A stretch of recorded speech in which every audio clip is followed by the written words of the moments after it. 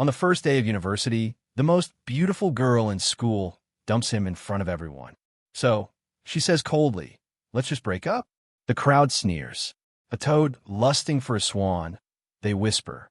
She's rich, gorgeous, headed for a top university. He's a nobody who never stood a chance. But he doesn't beg, and he doesn't flinch. "Don't flatter yourself, School Belle," he tells her flatly, and turns to walk away. "I am Busa, because this ordinary-looking loser is hiding an impossible secret. He has already lived this life, once, died, and come back to the beginning. He remembers a future where subway lines are torn apart, giant vines rain from the sky, and childhood fairy tales claw their way into reality. An apocalypse that will burn away money, status, and every rule of society is only hours away. And he is the only person on Earth who knows it's coming. So while everyone else clings to their old lives, he's already forging his body into a weapon, breaking through limits no one around him can even see. The School Belle thinks she just dumped a loser. She has no idea she dumped the man who is about to become humanity's god. Let's get into it. What's up, everyone, and welcome back to Apex Manhwa, your home for handcrafted manhwa recaps. If you enjoy the video, do me a quick favor, smash that like button, hit subscribe so you never miss a recap, and drop a comment telling me what you think. I read every single one. All right, let's get into it. It's registration day at a top university, and the gossip is already flowing. They're on totally different levels. One classmate scoffs about the new couple. She only dated him out of charity. And sure enough, the School Belle, Chu Qingli, has come to end it. "Maybe we only now realize we were never really right for each other," she says. "A lifetime together takes more than courage," she adds. "It takes compatibility. A polite way of saying he simply isn't good enough. So let's break up."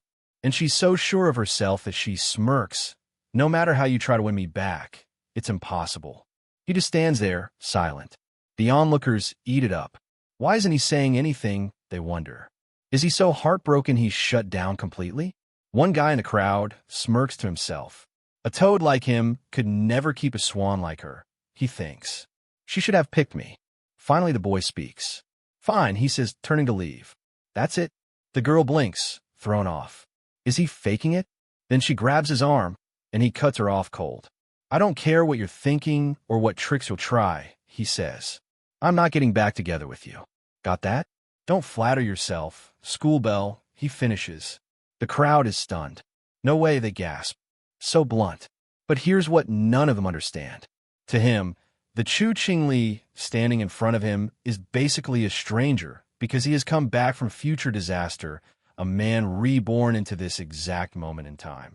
Very soon, he knows money and diplomas and all the rules of society are going to turn to ashes. School Belle's, reputations, popularity, none of it will matter. Everything is about to be violently reshuffled. Because the real crisis isn't a breakup. It's the end of the world. Subway tracks ripped apart. Giant vines falling from the sky. The fairy tales of childhood becoming terrifyingly real. And it all began the night before, quietly, while the rest of humanity slept. He walks away from his ex without a second glance, already bracing for what's coming. Registration day at Chung University. Banners went up, new students streamed in, and everyone was smiling like nothing was wrong. Nobody but him knew what was coming. At the registration desk, an upperclassman offered to carry his luggage. "Classmate, need a hand?" He didn't even slow down. More students swarmed him, pointing out dorm buildings, pushing club recruitment booths, angling for his contact info. All that campus noise, all of it about to become meaningless. "Thanks, that won't be necessary," he said, and kept walking. He had somewhere else to be. Then the alert hit every phone. High temperature warning at the north gate. Students do not approach. To him, that was less a warning than a signpost. Strange things are happening everywhere lately, he thought. I need to check it out. Of course he did. He was the only one who understood why. He made straight for the sealed north gate of Chung University, walking toward the exact spot everyone else was fleeing. There he squared up and breathed. Gaze into the blazing sun.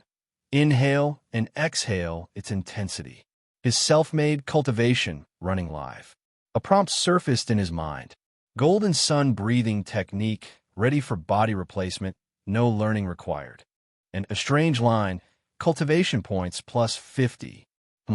Compilation points? He wondered. What's that? A system he didn't remember from his last life. Doesn't matter, he decided. It's clearly useful. I'll figure out how to spend them later. First, keep training. Out in the crowd, students shivered. Did the sky just go dark for a second? Did it get cooler? Then someone shouted that people were massing at the north gate. Why is everyone gathering here? One asked. Didn't they text us to stay away? At the front stood the university president himself. Reset the perimeter, the president ordered. Completely seal off the north gate area. Understood, came the reply. This was no ordinary heat wave, and they knew it. A notice flagged the site as a purified Grade A polluted zone. Polluted zones. Abnormal sites designated by the Xian Nation. Leaking aura recovery energy, danger level uncertain. Polluted zone? Marked by the Xian Nation? He thought, pulse quickening. Don't tell me, I'm not the only one who already knows. Alarms blared, warning unauthorized people away from the sealed gate. Are those uniforms military? Someone whispered. The government was already moving. What's going on? The crowd murmured. Crap, he realized, too much commotion. It's drawing people, including eyes he didn't want on him. Time to go, he told himself, and slipped away before the cordon closed in. Watching the sealed zone, he came to a colder conclusion. It was man-made. Could it be another person who touched aura early? He wondered. The thought that he wasn't alone unsettled him more than any monster. Students, evacuate quickly. A teacher barked. Wait, one kid whined. Let me post this to my moments first. Some people never see the cliff until they're over it. Nearby, a familiar voice. Don't be silly, Chu Qingli, someone said. But that figure just now, was that Fangyi? The girl who dumped him, staring right at him. With his grades, she scoffed. How could he possibly be here at Qingcheng? She had no idea what he'd become. Back home, the heat clung to him. What's going on? He thought. This heat won't leave my body. Cold showers, air conditioning, nothing helped. The aura was already changing him from the inside. Wait, he thought, with a commotion that big today. Could someone have noticed me? He'd have to be careful how visible he became. He dug online and found it. The Aura Cultivation Association. I vaguely recall this from before, he thought. They occasionally release cultivation guidelines. Back then, he remembered, everyone assumed it was just some web novelist making real-world xinxia jokes. Nobody took it seriously. He knew better now. Wait, he thought, the people I saw at Qingcheng today, could they be from this? The pieces were starting to fit together. He opened their post. A full ladder of cultivator realms, from refining the body into a weapon, to spirit creation, to a final realm of transcendence beyond life and death. Fantastical, yes, but that formatting looked official. The comments were full of scoffs. So fake, clearly fake, people wrote. But he thought back. In my previous life, I never even heard of this association. As an ordinary person just surviving the disasters, I never had the time to look. Aura Cultivation Association, he mused. Could this be the government's signal to everyone who touched aura early? A quiet call to those in the know. Then, as it says, he decided, let's try running the golden sun breathing technique again. Time to put the guide to the test. First step, the method read. Refine the physical body into a weapon that can contain heaven and earth's aura. He began. Control the aura, he willed. Shape the form of a divine axe. The power answered him. Could this be, he thought, as a new prompt bloomed. Congratulations, it began. He'd advanced a realm, and the system spelled out its gift. You may use compilation points to forcibly embed compiled data into any object. Those mystery points suddenly had a purpose. Compilation points, he remembered. I almost forgot about those. Now he wanted to know exactly what they could do. So, forcibly embedding into any object, he reasoned, eyeing a cup on his desk. This counts as any object, right? Time for a test. A confirmation appeared. Consume compilation point and embed the yang attribute into this item. Yes or no? He confirmed it. Nailed it, he thought. If I choose yes, he realized this cup becomes imbued with the yang attribute. Forcibly embedding means enchanting an object, giving it supernatural power. And if it were a gun or a knife, wouldn't that make it my signature weapon? Better still, he reasoned, from what the system says I won't be locked to a single attribute's data. The possibilities were opening fast. A custom-made weapon with supernatural power, he thought, will absolutely be crucial in the future that's coming. Let's try it on you first, he told the cup. If it works, I'll order the real thing. Restarting this life, he had to be fully prepared to fight off the monsters he knew were coming. Then the cup reacted, and even he froze. This was only the beginning of what he could build. Where did that rat come from, he wonders. Something's scratching in the walls, and it doesn't belong. Not the pipes, not a neighbor's pet. Ever since he stepped into the ghost axe realm, his hearing is beyond human, and every sound now carries a warning. Then he hears it clearly. Something's out in the hallway. A rabbit. But not just a rabbit, a mutated beast twisted by the anomaly. The sight drags a chill up from his past life. Somewhere, hunters track this same creature. They still haven't caught the rabbit that devoured the night's spirit fruit. And they can't.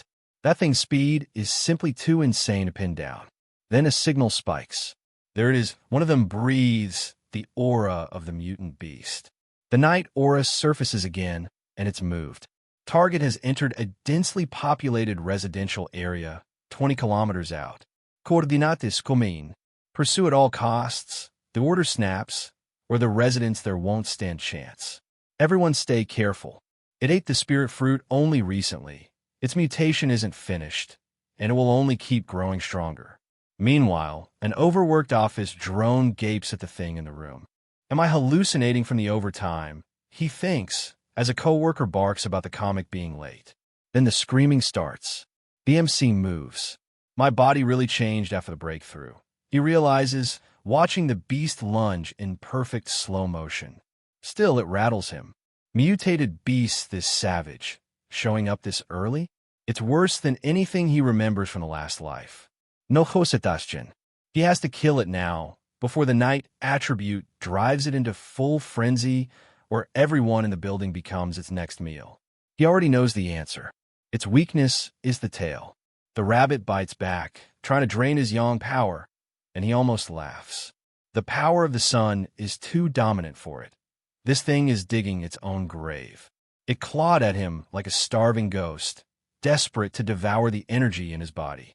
A night attribute creature, yet frantic against its own hard counter, the yang attribute that unmakes it. It must be starving. The mutations have already begun, and he knows the truth. If he were still an ordinary unawakened man, everyone here would already be the monster's appetizer. To fight threats like this, he'll need more.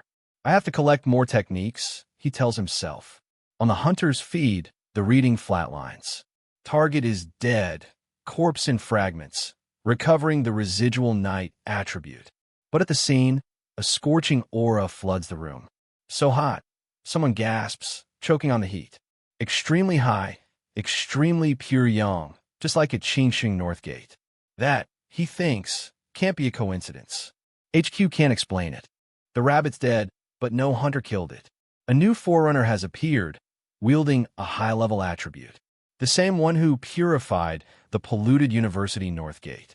Only Ghost Axe Realm, 1 star, yet the aura is impossibly pure yang, mirroring the Northgate exactly. They check the records and find nothing. No trace of this person anywhere in HQ's database. Talent like this, one insists the association has to reach them first. The order comes down. Drop everything, track the foreigner, get them documented, and ideally, pull them into the Aura Cultivation Association. Understood, comes the reply. But first, I need a cup of milk tea. Just who is this person, they wonder. The president was right. Someone this powerful can only be a master. And now they're hooked. I must get to know them, one vows, as the hunt for the MC truly begins. A few months later, the whole day's plan starts in the morning. Waking up early, he tells himself, is more conducive to cultivation. He feels the morning sun and operates the golden sun breathing technique. The blue star has broken, but his routine hasn't. He has stepped into the Ghost Axe realm. Now, when he breathes, The aura of the technique manifests like threads circling a divine axe. That fast. Another breakthrough already? Even he sounds surprised at himself. The axe is clearly much lighter than it was yesterday. His body keeps outpacing the tool. Cultivation is like chopping wood, he reasons. Nothing else matters, just persistence. You have advanced to Ghost Axe Realm, 2-star. His body feels even tougher than before. His progress is fast, though he knows it's partly because he hasn't yet burned through the residual energy stored when he first broke into 1-star. From now on, he'll level up steadily, step by step. But the anomalies his cultivation causes are too flashy. He needs a quiet place. Somewhere, an alarm trips. Solar energy fluctuation detected.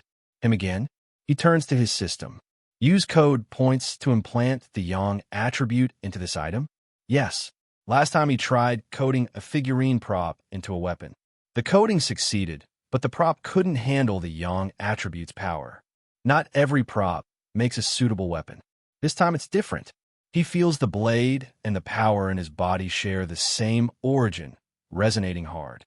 Joining succeeded. A good weapon. He grins. Let me test your power. Whoa.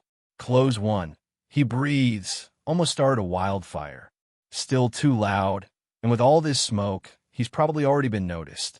Elsewhere, the cleanup officer arrives to a disaster. Wait a sec. A hot spring?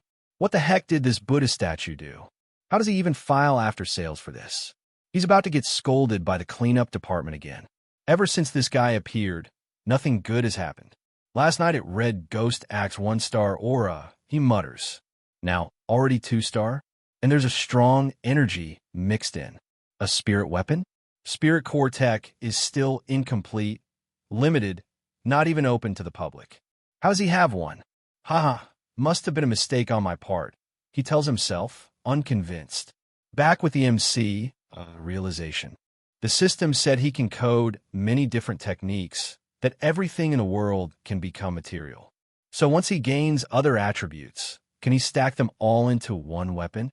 Online, a stranger pings him. Hello, are you also a pioneer? There's 3 of us, sticking together since the anomaly started, just looking for more. That's actually impressive, they say, when he plays the newbie. Even the official military recruits are only Ghost Axe Realm. One more rumor, they add. A newly formed pollution zone. Want to team up? Send me the location, he says, calling himself Fawn. A data pack drops into the chat. Dark River Molten Dragon. The zone was once a dark river in the fissures, until the world mutation turned its water to molten lava. Same attribute as his yang type. This could be fruitful. He's in for the team-up. Fong is on his way to the district. At the meetup, an association member sighs over the map and intel he made. Thank you all for coming to explore with me, she says. What a pity there don't seem to be any standouts this time. Most pioneers don't know the Cultivation Association is actually a government agency. Becoming a formal member is brutally hard. She made it through test after test, and it cost her family a lot of favors. If they find nothing this time, she'll be forced into overtime again. Then a shout. Ah, is that Fong? Fong. I'm Fong, he says. Nice to meet you all. So young, she thinks, and if she's not wrong, Ghost Axe Realm 2-star. Yet strangely, there's no oppressive pressure from him. In fact, it feels warm. Since we're all here, let's move out. Inside, the waters turn to lava, but a stray drop still startles them. Strange, someone notes, it's not as hot as expected in here. Maybe they're just not at the core of the pollution yet. He was the last to arrive, yet they've already accepted him as one of their own. Whether it's friendliness or just wanting reliable teammates in chaotic times, it feels sincere. Then they reach it. Lava. It really is lava. Danger ahead, someone warns. Don't act rashly. Quick, pull him out. What are you doing, bro? Do you have a death wish? But he isn't panicking. His system is already at work, accessing the man-made flame, analyzing, coding in progress. The chapter cuts out right as he steps into the fire. His inner flame runs hot, an explosive attribute, extremely destructive. The Scarlet Flame sword technique only unleashes its true power with a drawn blade, every slash roaring with fire and lightning. When sword partners with flame, and is ignited by battle intent. It channels immense energy. That's the theory he's already living. Perfect, it complements my Tang sword well. He thinks spending cultivation points to embed the internal flame attribute straight into the blade. Onlookers panic as the lava surges, then realize the truth. Look, he's fine, one gasps. His weapon is absorbing the lava's power. They shrug it off as a small cultivation accident. The spiritual energy here is stabilizing, so they decide to cultivate and repay the two who saved them. I can feel it. One cries, the spiritual energy has changed, and I can absorb it smoothly. Me too, says the other. Just a little more, and I officially step onto the path of cultivation. He waves them off. I'm just here to gather information. He says, you focus on training, and I'll keep watch. Thank you, they blurt. Thanks so much. But the peace doesn't hold. Other pioneers are coming, he notes, sensing the approach. TCH, where these weaklings come from, the newcomers sneer, get lost, this land belongs to us now. All three are 1 star in the Ghost Axe realm, too strong to fight head-on. Sorry, we found this place first, one of his companions offers, then softens it. My friend's already absorbing spiritual energy, so if you don't mind, you can join us. You little wench, the thug spits, just entered the Ghost Axe realm, and you're talking about us? Scram, all of you or else. With the spiritual energy revival, it's survival of the fittest now. The bully reasons weak pioneers don't deserve resources. But the association member watching won't let it stand. He has to do something. Yo, our regressor cuts in. Big and tough. He drawls, but all you can do is bully a little girl? Huh. The thug barks, whipping around at the stranger who dared interrupt. Back off. The regressor snaps, and this time it isn't a warning. It's because too many cultivators believe in survival of the fittest. He reflects that so many tragedies happened. But just talking and lecturing won't scare these people, he knows. So he lets the blade answer. A second explosion. Someone screams, what kind of monster is this? Run, they cry, scattering. Bro, you're awesome. His companions gush once the smoke clears. That sword flash just now was insane. Nah, they were just too over the line, he says, waving it off. Looks like everyone's done cultivating. The energy here's depleted. Let's move on. If that strike had really landed, one survivor whispers, there'd only be charred corpses here. He must be a top-tier pioneer with insane talent.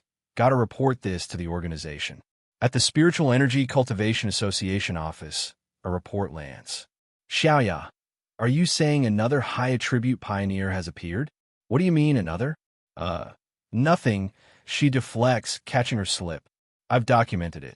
The teacher says, inform me immediately of any developments. Teacher, could we be super lucky? 2 high-attribute pioneers in a row? Lucky, he scoffs. Every one of them holds high status now, soon part of the centers of power. This is going to be tough. I want to resign, he mutters, already exhausted by what these monsters will mean for the world. Elsewhere, a crowd mistakes the regressor for a cosplayer. That prop sword looks so real, one gawks. That guy cosplaying as Brother X is so handsome, the man among men, the pinnacle. It's Fong Yi himself, disguised but hopelessly conspicuous. Cultivation novels come real. They whisper, golden light and purple energy rising outside a millennia-old cave, and someone even swears they photographed a dragon flying past. It's all because of the internal flame. Fong Yi frets. Power erupting at 2,000 degrees is bound to cause a phenomenon. Whoever revealed my identity, was it old Li or Zhang Yaya? Still, one more cycle of the golden sun breathing, and I might break through again. 5 minutes later, behind Fong Yi's house, he readies himself for that breakthrough.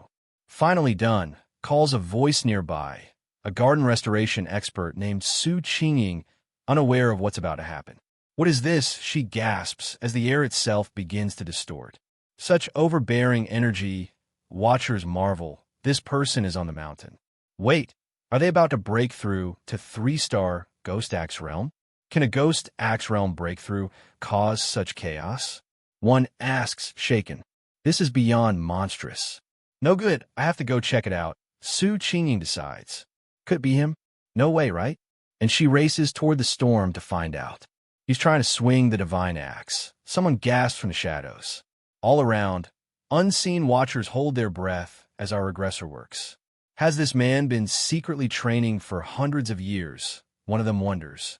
How can he control spiritual energy with such precision and stability? I failed to break through this level myself. The watcher recalls the pressure of the divine axe bounced right back at me. I coughed blood better than a whole week. Even with my monstrous physique, I failed. So where did this freak come from? Such vast spiritual energy, such exquisite control. Every thread looks refined thousands of times over. This person isn't just an extraordinary monster, they breathe. He's like a god descended from the heavens. He moves steadily, strong mentality, profound experience, like a reclusive master from ancient times. Most pioneers rush the instant they sense a breakthrough, but not him. The divine axe is moving, the watcher yelps. In the eastern direction, I missed him again, she cries, chasing a blur. It's only been 30 seconds. If I'm not mistaken, he's already realized I've been tracking him. If this keeps up, won't it be impossible to recruit him? Then his voice cuts through the air. Senior, I assume you haven't left yet. Have you? Her? He blinks. She's the one who's been investigating me these past few days. I am the captain of a squad under the Spiritual Practitioners Association of the Swan Nation. She announces, one of the early pioneers. On behalf of the association, I sincerely invite you. I truly hope you haven't formed a bad impression of us. She rushes. I followed your steps these 2 days, only hoping you'd join. The official documents are already ready. Will he feel offended? She frets inwardly. Does he think I'm pestering him? I must choose my words carefully, keep my tone soft. Swan Nation seeks to gather and unite the early pioneers, she explains, to guide them on an organized path and give them extra protection. Right now, everyone grows in a chaotic, uncontrolled way, and joining might feel like a leash to you. But in the end, we all face the resurgence of spiritual energy and unknown enemies together. And if I told you I'm unwilling, he says flatly, I still can't fully trust you yet. Desperate, she blurted her name. So singing. I was an athlete before the spiritual energy revival, she says, flashing her association ID. I don't know if you've heard of me, but please believe me. So those with naturally superior physical abilities become pioneers more easily, he notes. No wonder she runs so fast. But, from my previous life, he recalls coldly, the Swan Nation ultimately failed and all of humanity went extinct. Now that I've returned with the system, I must play the game, but the time isn't right yet. I really do remember you, he tells her, softening the blade. So I'll think about it. But you must keep my location secret from the others for now. From her behavior, he reasons, the association doesn't dare anger pioneers like me. Good. I can use that to my advantage. They've noticed the changes after your breakthrough, she admits, so I have to file a report, half truth, half lie. What do you think? I can cooperate with you. Fine, he agrees. Let's do that. Later, she groans to herself. I still haven't caught him. How many times have I failed? He's deliberately avoiding me. I exhaust myself erasing this powerful person's traces. Poor me. On a call, a colleague tells her it's actually good she's on mission outside. Lately, the enormous entities have reappeared, the voice warns. They're back, she gasps. Those strange, bloody creatures, she remembers. I'll never forget them. Some cold and evil, others insane and bloodthirsty. They draw energy from the pollution zones born after the return of spiritual energy. Some twist into monsters that devour humans. And some disguise themselves as unnatural disasters, killing without end, carving up territory, and eventually spawning new pollution zones. If we don't eliminate them, they'll bring terrifying destruction and keep devouring the human world. Elsewhere, sirens wail. Red alert, heavy thunderstorm warning.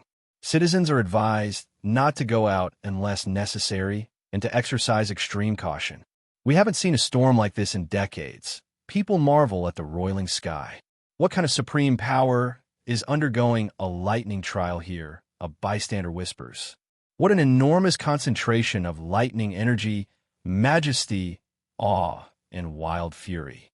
But the center of the storm is, someone realizes, staring dead ahead. Then the system chimes. A pollution zone has been detected at your mountain. Your mountain stands 1,545 meters tall and spans 25,000 hectares, one of the city's most prominent tourist attractions. Pollution level, unknown, the readout flickers. Do you have a plan? The storm gathers over his mountain, and only he knows what's waking beneath it. Somewhere in a command center, the readouts light up red. According to the spiritual energy test, they warn the danger level on Mount Young is climbing sharp and fast.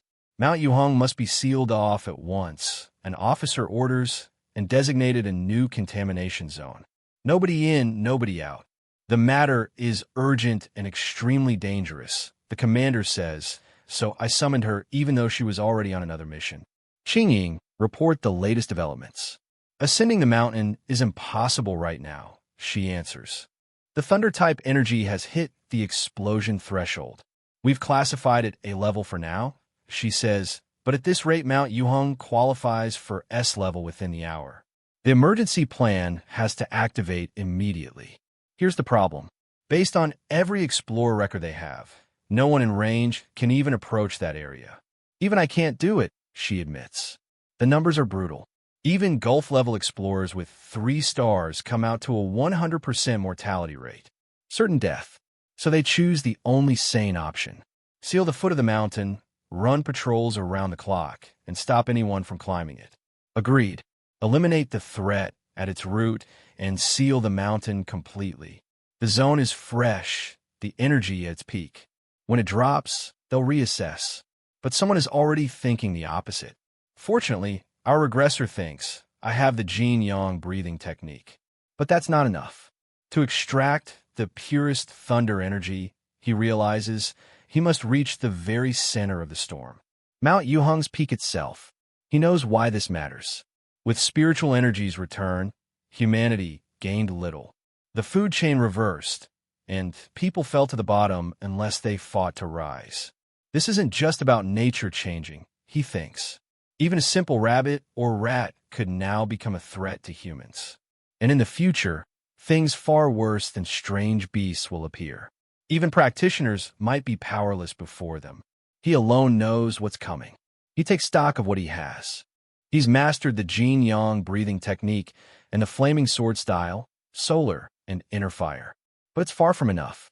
The sun property gave his blade durability and defense. The sword style gave it destructive power. He spent crafting points, imbuing both into his Tang sword.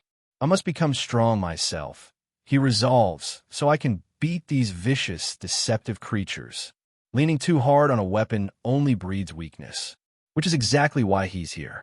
The thunder energy on this mountain, he thinks, is the perfect chance to temper my body once more. To grow stronger, he must seize opportunity inside the transformations of heaven and earth. Otherwise, he'll simply wait for death under a pile of disasters. So he climbs into the storm, and the thunder answers. Ahaya! He screams as raw lightning tears through him. Coughing, he steadies himself. This extreme thunder property, he realizes, is originally a savage divine punishment force. Heaven's own wrath. It presses down on him, furious at his intrusion into its forbidden domain. It wants him to crawl at its feet. He refuses. The system had warned him. To claim it, he must touch the energy itself. Calm down and think clearly, he tells himself. Then I found it. Lightning hammering every nerve. He pushes upward. I must endure until I reach the summit ahead. He grits out, and then face death to live. That's the whole gamble. Survive the storm and come out reborn on the other side. What a violent torrent of thunder energy, he thinks. Even breathing leaves his muscles paralyzed. Far below, others feel it. A powerful thunder attribute is operating one's senses. Could a hired deputy be undergoing a lightning trial? I swear I see the shadow of a person in that sky. And a very human fear surfaces. What if this lightning bolt strikes the city? One wonders. Will it destroy my home? Then atop the peak the prompt he came for. You have obtained refined divine thunder power. The system explains itself. Command the heavy lightning and temper your body in divine fire. and take 5 crafting points. The thunder attribute is a supreme, apex force, refining the body into lightning itself. Legends say ancient practitioners drew lightning into their bodies for years, until they stood like mountains, indestructible. Thunder is my spear, he declares, and it is also my shield. And he grasps the deeper truth. Thunder's power isn't only destruction and annihilation. It's about purification and rebirth. He can feel it tempering his bones, tendons, and meridians, strengthening them without the slightest pain. The system offers more if he'll spend crafting points. He weighs it. Adding thunder to his Tang sword would boost it, but might compromise the sun attribute's purity already inside. And there's a limit. Overloading a blade with too many attributes could crack it outright. Then it clicks. I've got it, he thinks, seizing on a better idea entirely. The prompt asks where to implant the thunder attribute. Not the sword, he decides. I'll implant it into my right hand. Yes. He confirms it. Yes. The lightning pours into his own body, making his flesh the weapon. The next day, Yohung Peak. Captain Han. The situation defies expectation. The zone's energy fell from peak level to mild contamination in just 3 hours. But there's still residual electric charge crackling in the air, one of them notes. Something happened here. The conclusion lands. This means someone came here, they realize. It was a seeker. Major Han, Lee of the Army, takes it in. What? Another seeker? Is he alive? The idea seems impossible after that storm. I can't sense his attributes or when he left, one reports. It was long ago, and last night's rain washed away every trace. Most likely, they estimate, he left safely around 8 in the evening. They reconstruct the timeline. The phenomenon began near 6, and they sealed the mountain foot at 7. So he ascended before the closure, slipping up undetected. Forecast said the zone would hit grade S by dawn, yet after 8 the energy density collapsed. The strongest thunderstorm hit at 7. The instruments never predicted that. He must possess thunder-related power himself, one deduces, which is how he endured the lightning's punishment. That phenomenon wasn't a disaster to him. It was a golden opportunity. Therefore, they conclude this person didn't just survive. He may be the very cause of the change, or it's an impossible coincidence. Did he stumble on this by chance? They wonder, or deliberately seek to commune with heaven and earth, outpacing us by a full step. People like him are the most dangerous, Hanley warns, because we don't know which side they're on. If he threatens society, that disaster rivals the phenomena themselves. We must find him fast. From now on, at any cost, he commands, we track this person down immediately. Somewhere, oblivious, our regressor sneezes. They can't name him yet, so they give him placeholder. His temporary code name will be the Tyrant. The dumped regressor now has a mark on his back, and the whole association is hunting him. The association wanted the Tyrant recruited fast, so they sealed the file and quietly opened an investigation. But a high-level pioneer was already trying to make contact. Xiao Su was ordered to report to Major Han. The pioneer had purified the anomaly at the A-rank pollution zone, the north gate of Qingqing University. I'm done for. Xiao Su panicked inside. Can't let anything slip. He admitted the man's whereabouts were strange, but claimed he'd found the corpse of a mutated rabbit beast the pioneer had killed. If he wasn't mistaken, the man carried the Yang Flame attribute. We need young talents like you, Major Han said. The waves behind pushed the ones ahead. Xiao Su bowed and swore he'd keep doing his best. Major Han warned that posting spiritual energy info online could be exploited by malicious people. They'd release false signals disguised as natural disasters instead. Finally over, Xiao Su breathed. Meanwhile, at Feng Yi's home, he ran through his golden sun breathing technique. After infusing the thunder attribute, his right hand had undergone a physical transformation, now the strongest part of his body with a huge buff. He felt himself at the threshold of another upgrade. What surprised him most was how the domineering thunder attribute, once embedded, turned obedient as a well-behaved kitten, controlled freely. He still remembered the unforgettable pain of unlocking Yang the first time. The system told him the thunder attribute dealt 300% critical damage to anomalies and evil beings. He was getting impatient to try it out. After the last incident, he'd set news and foreign notifications to special alerts. And now one was firing.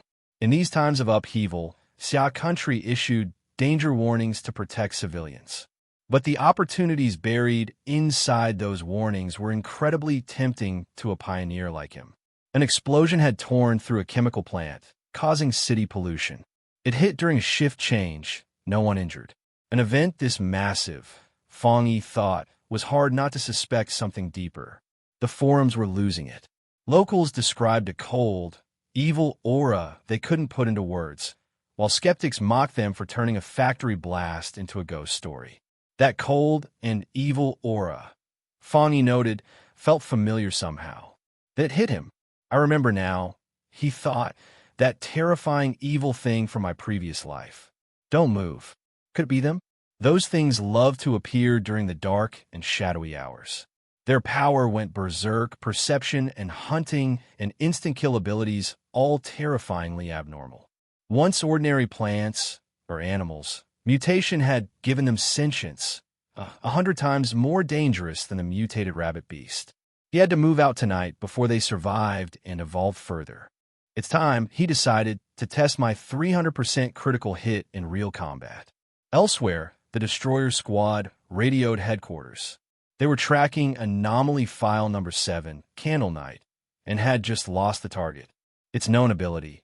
It merged with darkness and hid its form, emitting a faint sizzling sound up close. It liked to eat humans, and the file needed updating.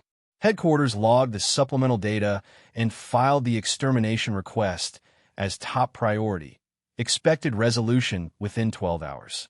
But Xia Country was vast, anomalies reviving everywhere. Even headquarters couldn't keep up. Wait, they radioed the squad.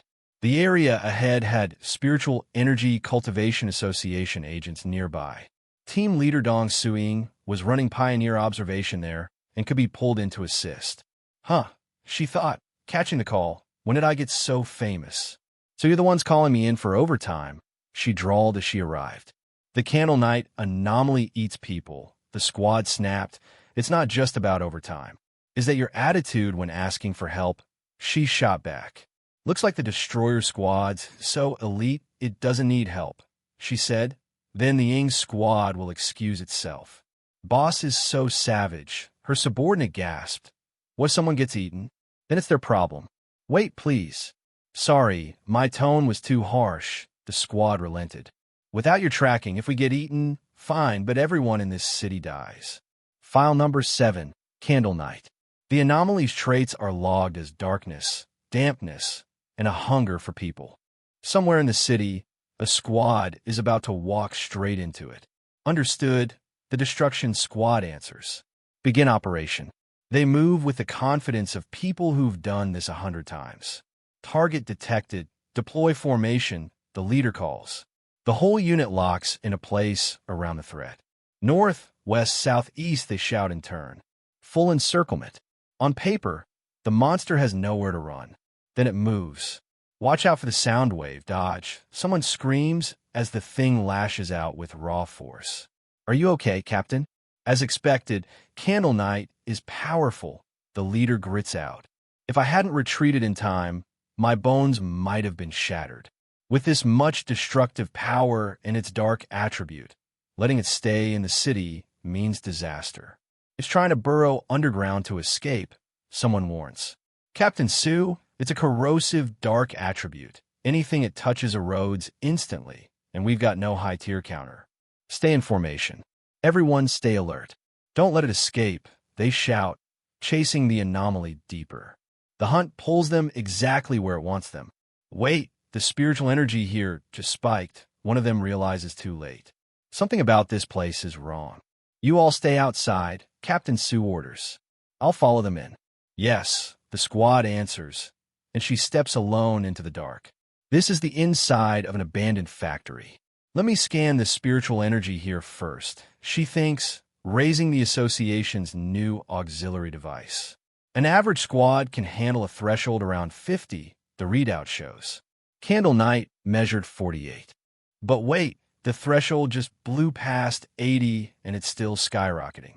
There's more than one anomaly here, she breathes. The trap snaps shut in her mind. This is bad.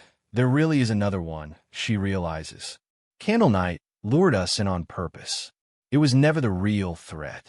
Retreat now, she orders. We can't stay. Head for the door. If it wants to stop us, it has to expose itself.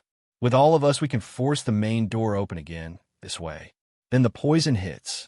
My eyes, no, my 5 senses and my whole body, they've all been invaded by the gas, she chokes. Are you all okay? No one answers.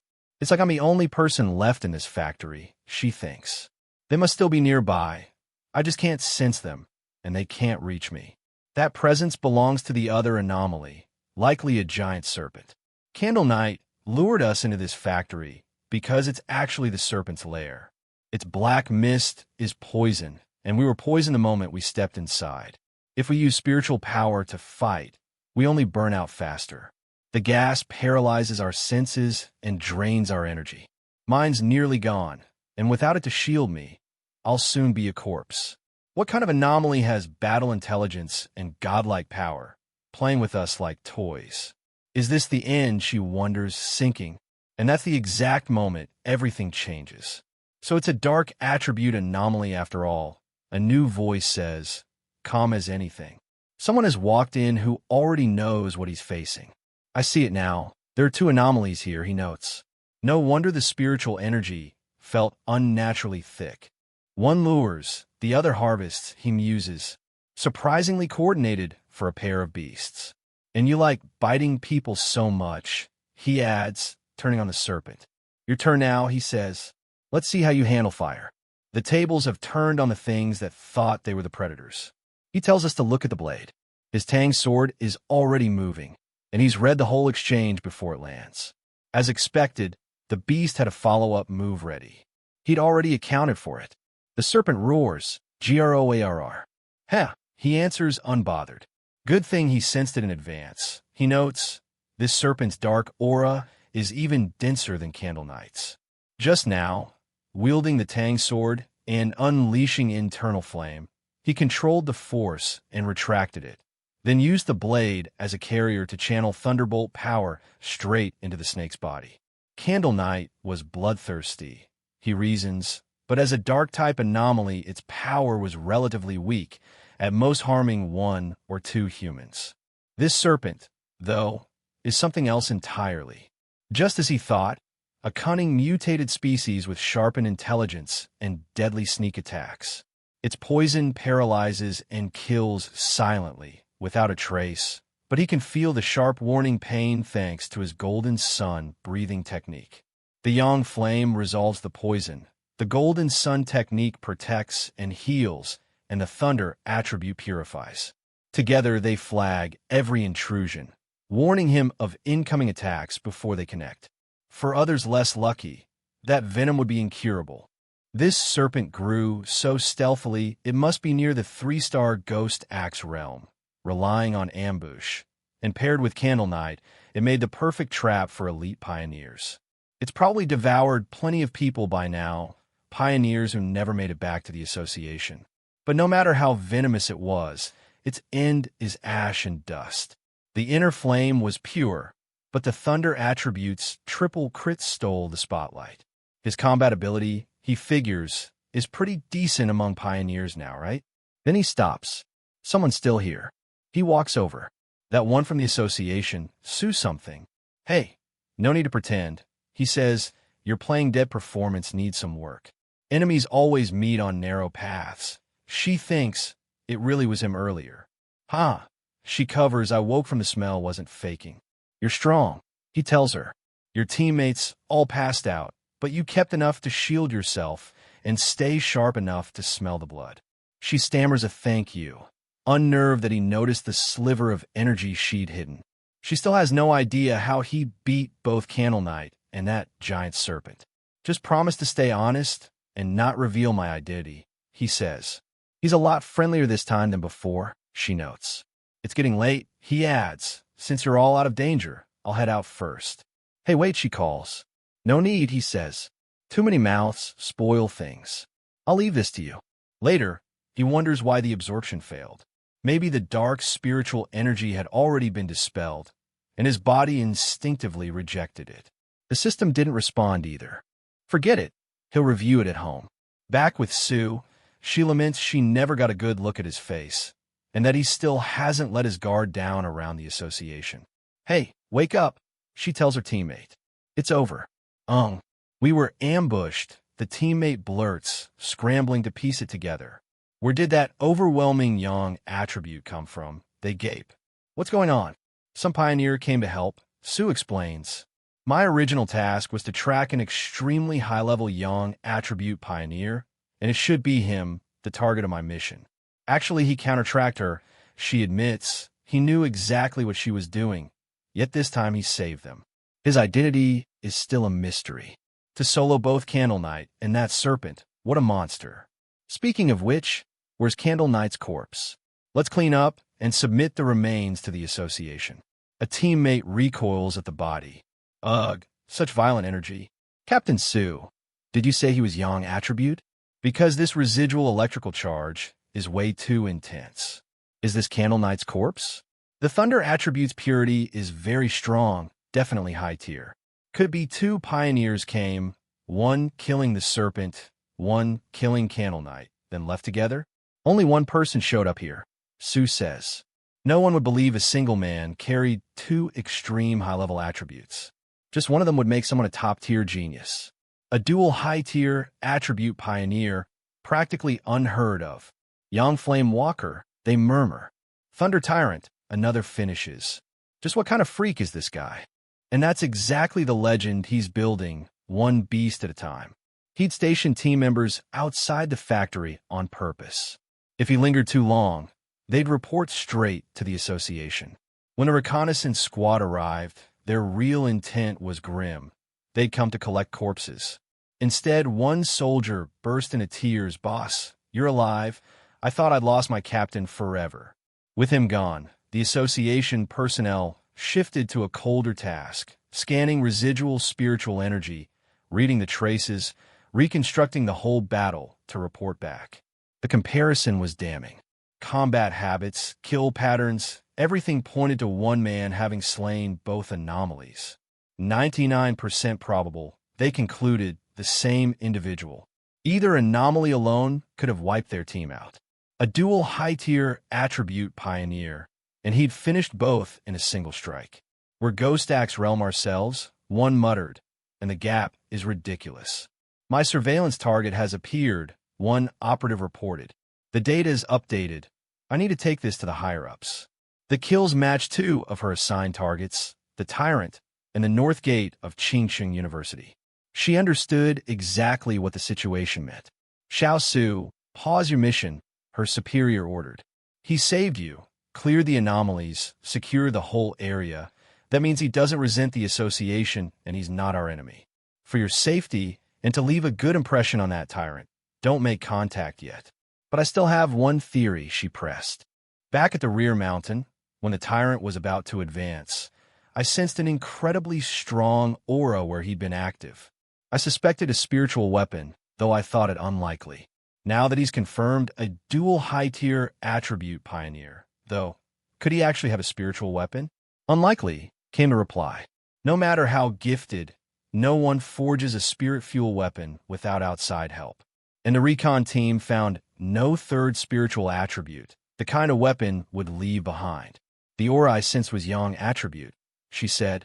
If the weapon's power comes straight from his own yang energy.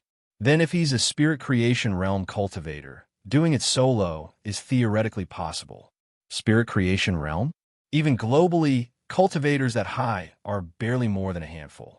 But if he truly holds a third attribute, that would shift the balance entirely and shake the whole pioneer community. Different attributes clash inside the human body. They explained, so far no pioneer has ever been confirmed to hold three at once. If he does have a spiritual weapon, then failing to detect a third attribute might actually be a blessing. Let's just hope a pioneer this powerful never becomes humanity's enemy. Less than a year until the official spiritual energy revival. and already anomalies were erupting everywhere. The world was waking up faster than anyone was ready for. Once the interface between body and spiritual world opens, he reflected, we grow more sensitive to heaven and earth, like those people in the underground river before. Pioneers like him had already begun cultivating on their own. Even without Xia country's recognition, self-trained pioneers had generally reached one-star ghost penetration realm. Now that Xia was reaching out to wild pioneers like him, official and unofficial sides were in an uneasy, mutual exploring peace. Anomalies were still within controllable limits. No serious conflict among pioneers yet. But even with the Cultivation Association established, the government still hadn't gone public. People everywhere were talking more about instability and unexplained phenomena, so the state was trying to both protect humanity and issue quiet warnings. And there lay the problem. He could feel it. The government had no confidence in launching a full cultivation era. With a population this vast, going public would collapse order overnight, internal unrest spreading chaos and death. Even recognized pioneers couldn't yet stabilize society. Internal and external threats would only speed the collapse. So the government's general approach wasn't wrong. He admitted, human hearts are more frightening than ghosts or gods. What worried him was different. The families were developing faster than he'd ever expected. From touching the black mist, he knew what it was, the shadow attribute, a sub-branch of dark and a natural enemy to pioneers. Today's anomaly was a typical product of dark contamination, still non-absorbable. These things were smarter than exotic beasts, feasting on pioneer bodies, and they'd even cooperate to trap and kill. They weren't yet on the level of the true dark-type anomalies he'd seen before, the kind that could destroy a country, even a continent, with a single one of them. Still, if he hadn't tracked them today, that squad and the one trying to recruit him might never have made it home. Even a sub-attribute was this sinister, so full dark threats were plainly too dangerous. But if it's only temporarily unabsorbable, he wondered, does that mean I can absorb it once the system conditions are met? It might even be the key to turning the tide. He took stock of his arsenal. The golden sun breathing of the yang attribute, the divine thunder tempering of thunder, the crimson flame blade of inner flame, high-tier attributes with techniques that fit him perfectly. At 3-star ghost realm, few pioneers alive could rival him.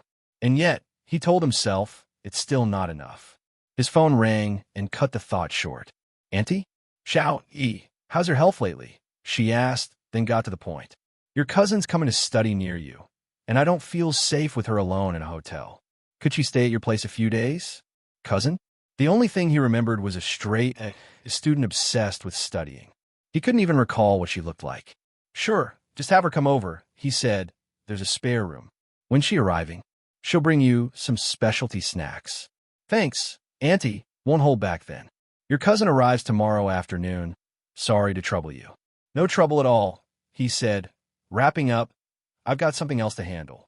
The something else was his martial arts Vanguard team chat.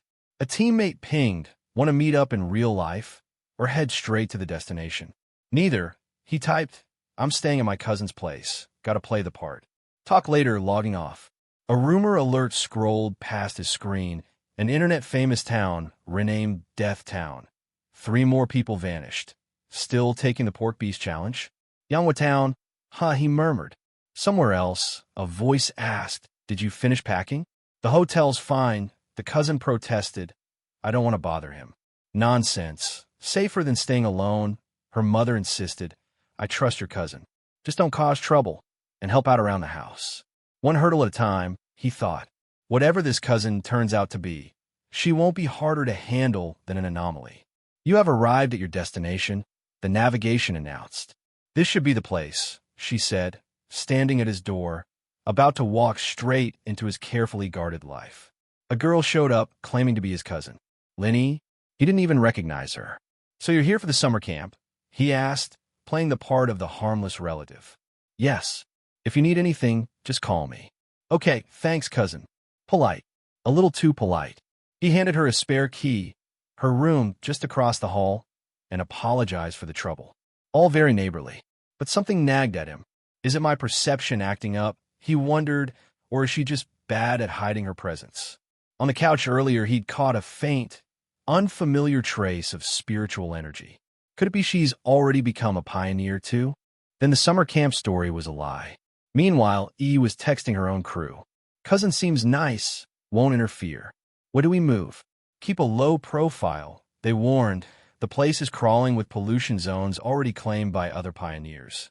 One of them swore a high-tier pioneer once cut a son with a single slash. That's why we stay careful, they said. The spiritual revival hasn't officially begun. Fine, E replied. I just got here. Better not cultivate yet. 3 days later, living with his cousin turned out to be a nightmare for cultivation. Meditation and breath regulation constantly interrupted. Even the golden sun breathing technique lit him up like a beacon.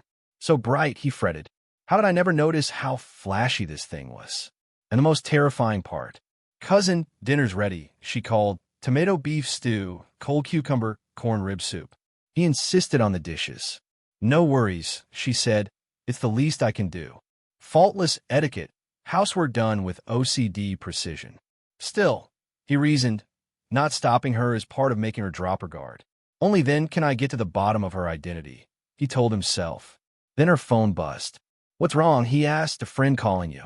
He slipped away to his room and listened. Another major world shift tomorrow? What time? 3 p.m. Don't worry, I'll be there. See you at the entrance of Yanghu Town. Yanghu Town, that trendy suburb an hour's drive out. Just as I suspected, he realized my cousin is a pioneer too. Luckily, at her strength, she can't detect me. But she's already 2-star Ghost Axe realm as a high schooler. Is her talent so extreme it's made her personality this odd? So the summer camp really was a cover. She'd learned about the world shift and used it as her excuse to come here. Every world shift is an opportunity, a chance to gain new techniques and grow stronger. I wonder what attribute will show up in Yanghu Town this time. Who cares, he decided. Whatever it is, it's mine. Across the hall, he paused. Strange. Was it my imagination? Or did someone just watch me? At Yanghu Town the next day, her friend teased her over text. You've been at your cousin's place all week, so is he hot or not? He's a nice guy, she typed, but plain, totally average. Definitely not your influencer pretty boy type. Kinda disappointed, came the reply. All right, said the team lead. Everyone's here. Let's get to the main point. By the way, she's not coming again, right? Still just the 6 of us. She's always this mysterious, they shrugged. We're used to it. Let's go. Trailing them unseen, he sized up the group. Seems like my cousin's team is pretty low-key. The weakest was 2-star Ghost Axe Realm. The one who spoke earlier already 3-star. And by their own words, there was a powerful member who rarely showed up. And on a mountain above the influencer town, a vine had appeared, descending straight down from the sky. Just like the beanstalk from Jack and the Beanstalk. It surfaced at random around Yanghu Town at unpredictable times. This contradicts everything we know, one pioneer muttered. It's clearly a world shift, but nothing to do with weather or collapsing terrain. No thunder, no blazing light. It just floated there in silence, phasing in and out, drifting, causing no damage. My God, one of them breathed. That's it. If I hadn't seen it with my own eyes, he thought, I wouldn't have believed it. Wait, someone said. Maybe we shouldn't go any further. Why? Only after seeing it for real did the wrongness sink in. My whole body's gone cold. Did you see the rumors on the internal forums? I know someone from that team. When the vine appeared last time, they tried to make contact with it. And they were far stronger than me, he said. Not low level by any means. But after coming here, every last one of them went missing. I can feel it, he whispered. We'll end up just like them. Not even bones left to burn. And then it happened. He thought he could handle the pioneer's gamble, come back rich or die trying. But the moment he saw that thing, pure instinctive fear set in. His intuition screamed it, a very high-level world anomaly, a new and unknown mutation. I'm not ready to bury everything here, one of them says. I want to withdraw. Yeah, you're right, another agrees. We all felt it too. Inside that wood-type vine, there's a desolation, like it's been submerged in the river of time, all life punished, all vitality gone. It's like it's trying to devour our very life force. But this is the path of martial pioneers, someone reminds them. Fear or not, this is why they came. Such heavy, suffocating death energy. The air itself feels like a grave. This vine gives the most unpleasant feeling of any anomaly he's seen, short of the dark attribute itself. And someone actually decided to cultivate here. That takes serious courage. Clearly a plant, normally a symbol of vitality, yet it feels utterly lifeless. Not alive at all, more like a dead thing disguised as living, drained of all spiritual energy. Everyone, we don't have much time to hesitate, the leader says. Since it's dangerous, let's just sense the energy around this area and go. Stay within visual range, don't wander too far. Got it, the others answer. Not bad, he thinks, watching them. Cautious, cultivating at a safe but efficient distance. As expected of a top student, she calculated the optimal range, neither reckless nor timid. She's about to break through, he realizes.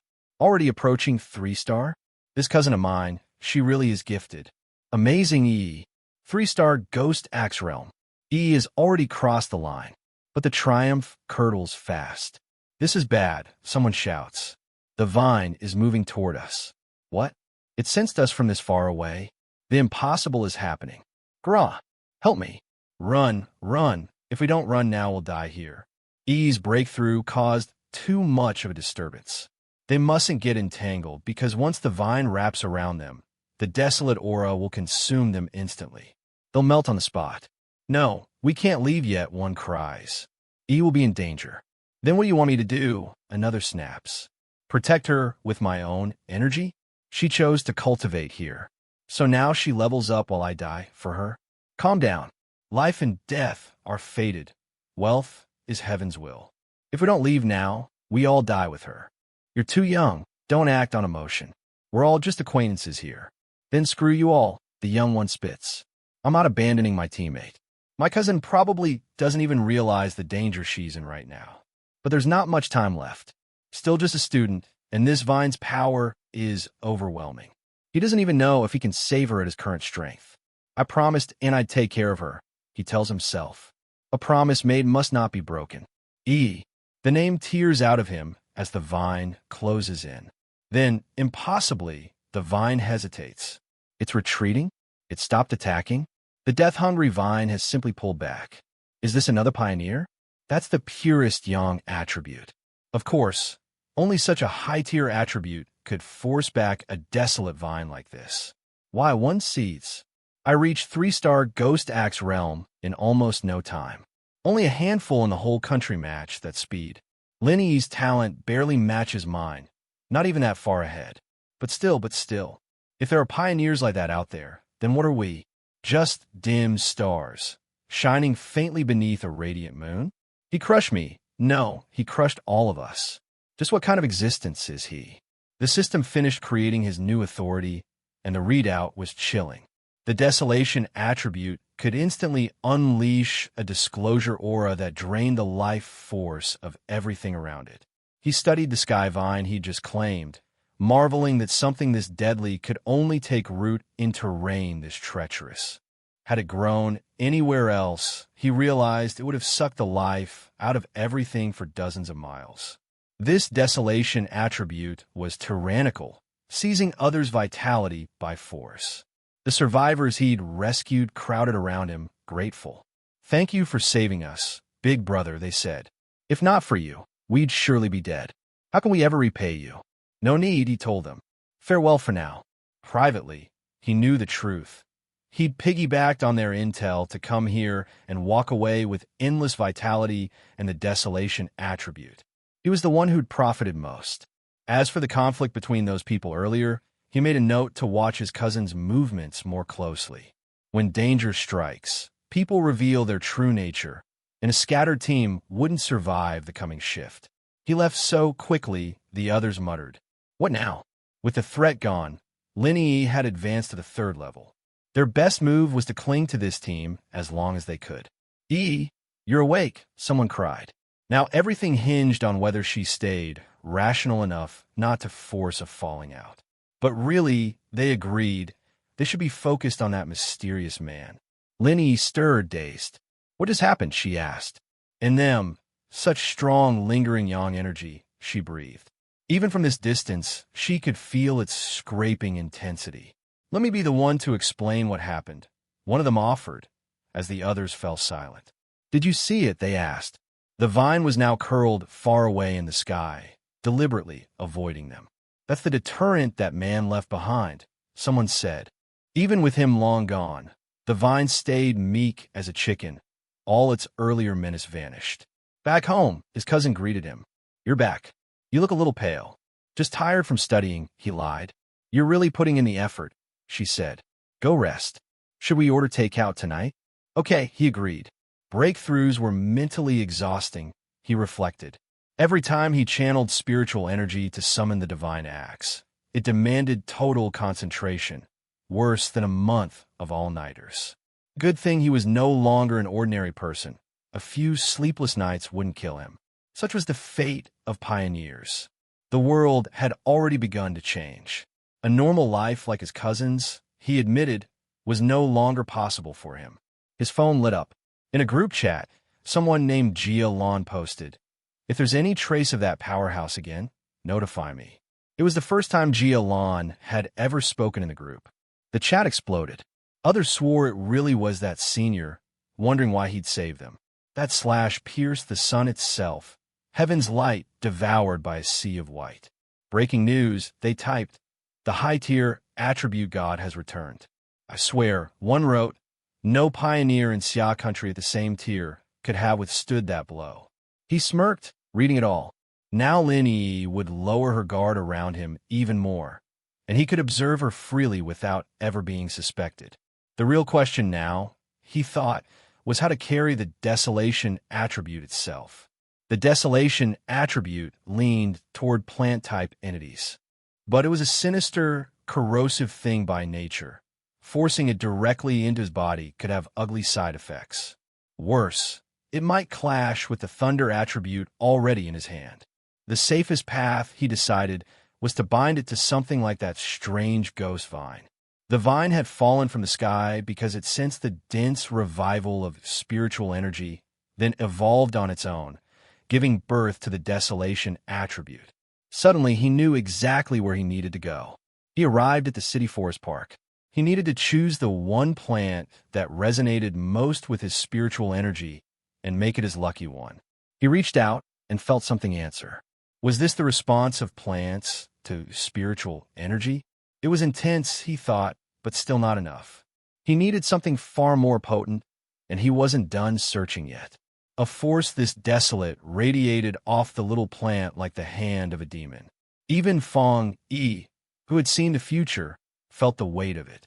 Just 3 seconds, and it had almost drained an entire ring of the city forest. Too domineering, he thought, and it was still spreading madly.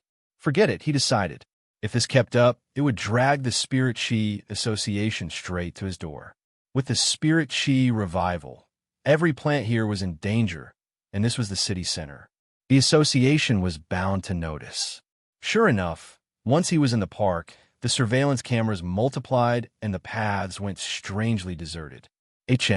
Still absorbing, even torn from its roots?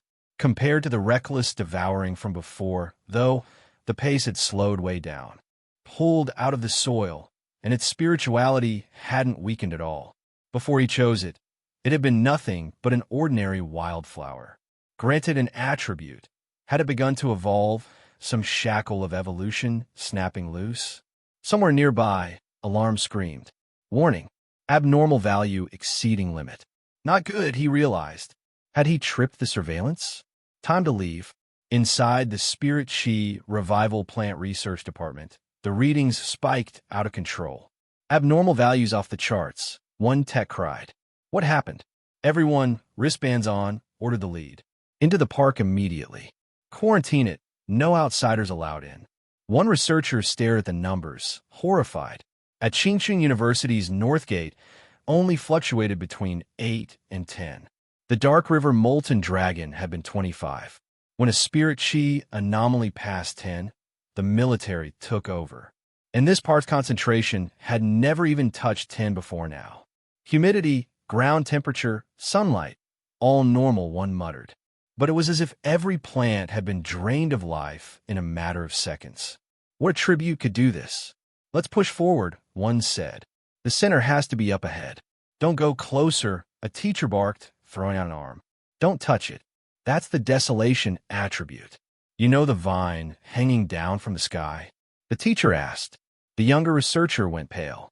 You mean, that demonic vine had already been classified as an A-level mutation, marked for how extremely dangerous it was. The reason it left countless pioneers' bones behind was this exact desolation attribute. It drained the life force of everything around it, claiming it all for itself. The researcher recoiled in shock. Teacher, if you hadn't stopped me, the second I stepped in I'd be dead? The teacher confirmed. Plants awakened with the desolation attribute create a dead zone. Anything that enters gets its life force devoured. I once read of another desolation plant in Xia country.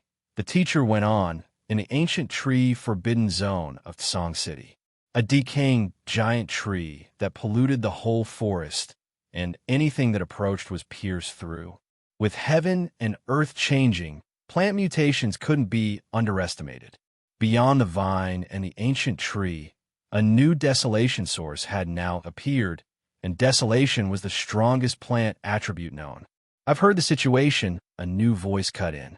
The researchers snapped to attention. Majofan, all researchers, suit up and follow us into the contaminated zone, Han ordered.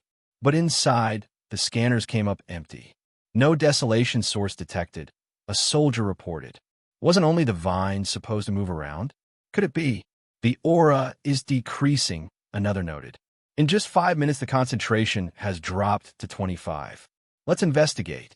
Yes, sir. Then they found it, and the answer chilled them. The source had been dug out. Dug out? Impossible, one stammered. If someone had really pulled it from a desolation forbidden zone, then their identity was very, very suspicious. Captain Han, I know what you're thinking, a text said, but there's no trace of a top-level cultivator's spirit power here. Still, big data screening had turned up a suspect whose movements matched both mutation incidents. The name Fong was flagged, male, address attached, full file incoming. He's very likely the pioneer you encountered earlier, the text said. How to proceed is up to your association. Han was silent a long moment. Understood, he said. Hours later, oblivious to the manhunt, Fong fussed over his new pet. First time raising a flower, and he didn't even own a flower pot. This is your home now, he told it. Stop clinging to my hand, you obedient little white flower. Now that you've got the desolation attribute, he said, you'll cultivate on your own, basically my reliable assistant. With those powers, you'll be useful in a fight, maybe even pull off some unexpected effects. In combat, looking ordinary is the best disguise, he mused. So unremarkable that even Lin Yi wouldn't suspect a thing. Strength is only part of it. What matters more is who's holding the most hidden cards. Just then a message lit his phone from next door's old Wong. Was it that his childhood buddy who'd shipped off to the army 3 years ago? Wang Liang, his neighbor. From elementary through middle school, the two had been desk mates. They could have carried it into high school, but Wang had suddenly left to enlist. Yo, you brat, you're back? Fong Yi wrote. Yeah, came a reply. Let's grab a drink. Same old place, Wang said. Yep, I've got a huge secret to tell you, Wang added. Don't faint when you hear it. Elsewhere, a soldier stood at attention. Report, sir. I've followed your instructions. But I have a request, the soldier said. If he's not the person we're after, can we guarantee his safety? Just complete your mission, came the cold answer. Don't meddle in anything extra. And if he's not the one, then his friend, give him a word of advice. The trap was already closing around Fong Yi, and he didn't even know it yet. After 3 years in the military, his old friend Wang Liang was finally back, worn down and sighing about how hard those years had been. When Wang Liang asked how he'd been, the regressor kept it light, said he'd gotten into a vocational college, nothing special. But inside, his mind was somewhere else entirely. In his previous life, in that chaotic apocalypse, news was almost impossible to come by, and he never saw Wang Liang again. His friend had died somewhere, a soldier in some nameless battle. This time, he wondered, could he change that fate? Then Wang Liang leaned in with a strange question. Had he noticed anything odd lately? Anything like the movies, he asked. Zombies, monsters, that sort of thing? The regressor went still. Was his old friend probing him? It actually made sense. He realized rumors of spiritual energy reviving were spreading through the military. So he played it cool. HM, what are you really trying to say? Wang Liang's face turned grave. I'm not here to comfort you, he said. This is a warning. In the near future, maybe months, maybe a year, everything they valued now, education, wealth, would become worthless scraps. The whole world was about to be reshuffled. And there was more. It turned out the regressor had already been flagged as a suspect by the military, his activity quietly tracked. Because Wang Liang was his childhood friend, they'd sent him in to test him. As long as he didn't leak a single word, they said, he'd be fine. Even knowing that, even at the risk of disciplinary action, Wang Liang had still chosen to warn him to be wary of the changes coming. Then a transmission cut in, sharp and urgent. Report to the target location immediately. Sorry, brother, Wang Liang said, snapping back to duty. An urgent mission, no choice. You better head home. I can't even see you off. But the regressor wasn't going anywhere. Take me with you, he said. Was meeting me today also an order from your superiors? Relax, he added. Whatever your higher-ups told you, I know you'd never harm me. He wanted answers. Whatever the military was handling had to be tied to the changes in the world. And if the Spiritual Energy Association already dealt with anomalies, then what exactly was the military responsible for now? Wang Liang gave in. Just so happens, he said, I want to find out too. They arrived, and the air itself hit like a wall. The spiritual energy here was impossibly dense, thicker even than a polluted zone. Wang Liang has returned, a voice announced at the gate. Verified, a guard barked. Enter. Inside, chaos. A monstrous dog had fused two attributes, darkness and flame, twisting it into something especially vicious and savage. Several soldiers were already down, seriously injured. Wang Liang, an officer roared, brought an unauthorized civilian into a restricted zone without permission. Wang Liang tried to explain, but there was no time. Forget it, the officer snapped. The situation's urgent. We're only waiting on you. Get over here and take formation. Yes, sir. The commander sized up the regressor with a glance. So this is Fong E? Doesn't seem like anything special. Spiritual energy barely active. Could he not be the one? No time to dwell on it. Once inside, your life or death is your own responsibility, and whatever you see stays confidential. Understood, the regressor said. The squad closed in on the beast. Don't get careless. Keep your distance, an officer ordered. Finish it off before it fully evolves. Watching them, the regressor saw something he'd never had. A well-trained squad, teammates who trusted each other, extreme discipline and coordination, every member essential. Together they unleashed power far beyond any of them alone. But it wasn't enough. Attention, a voice screamed.